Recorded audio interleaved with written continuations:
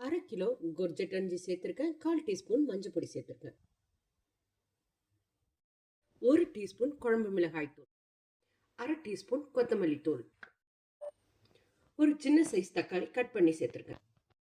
பெரிய நெல்லிக்காய் அளவுக்கு புளி எடுத்து தண்ணியில கரைச்சி வச்சிருக்கேன். புளி தண்ணியும் சேர்த்துக்க போறோம். 1 கப் தண்ணி ஆட் பண்ணியிருக்கேன். அல்லது காய் வேகிற அளவுக்கு தண்ணி யூஸ் பண்ணிக்கோங்க. மூடி போட்டு மூடி 2 விசில் விட்டு பார்க்கலாம். 3 டேபிள் ஸ்பூன் எண்ணெய் வச்சு 1 டீஸ்பூன் கடுகு சேர்த்துருக்கேன். நறுக்கின பூண்டு 5 பல்லு சேர்த்துருக்கேன். 10 சின்ன வெங்காயம் கட் பண்ணி சேர்த்துருக்கேன். காஞ்ச மிளகாய் 2 கட் பண்ணி சேர்த்துருக்கேன். 1/2 டீஸ்பூன் பெருங்காயம். 2 விசில் விட்டு வேக வச்ச காயிலேருந்து தண்ணியை மட்டும் இருத்து நம்ம தாளிச்சதோட சேர்த்துக்க போகிறோம். தண்ணியை இருத்து சேர்த்தாச்சு. நல்லா கொதிக்கணும்.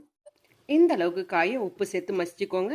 ஃபஸ்ட்டே உப்பு சேர்த்திங்கன்னா காய் ரொம்ப உப்பாக இருக்கும். இதே ரெசிபியை நீங்கள் சொரக்கால ட்ரை பண்ணி பாருங்கள். டேஸ்ட் ரொம்ப நல்லாயிருக்கும். மசிச்ச காயை பேனில் சேர்த்துட்டேன். நீங்கள் சொரக்கால செய்யும்போது 2 டீஸ்பூன் மிளகாத்தூள் யூஸ் பண்ணிக்கோங்க. நான் கொர்ஜெட்டை செய்கிறதுனால தான், கொர்ஜெட் கம்மியாக காரம் பிடிக்குன்றதுனால தான் 1 டீஸ்பூன் யூஸ் பண்ணியிருக்கேன். இந்த அளவுக்கு சுருண்டு வரணும். நம்ம ஊற்றின எண்ணெய் பிரிஞ்சு வரும். இது ரைஸ், இட்லி, தோசை, சப்பாத்தியோட சாப்பிட்றதுக்கு ரொம்ப நல்லாயிருக்கும். நம்மளோட டேஸ்டியான கொர்ஜெட் தொக்கு ரெடி ஆயிடுச்சு. நீங்களும் நான் சொன்ன மெஷர்மெண்ட்டை ஃபாலோ பண்ணி ட்ரை பண்ணி பாருங்கள். பிடிச்சிருந்தனால லைக் பண்ணுங்கள், ஷேர் பண்ணுங்கள். மறக்காமல் எங்கள் சேனலை சப்ஸ்கிரைப் பண்ணிக்கோ.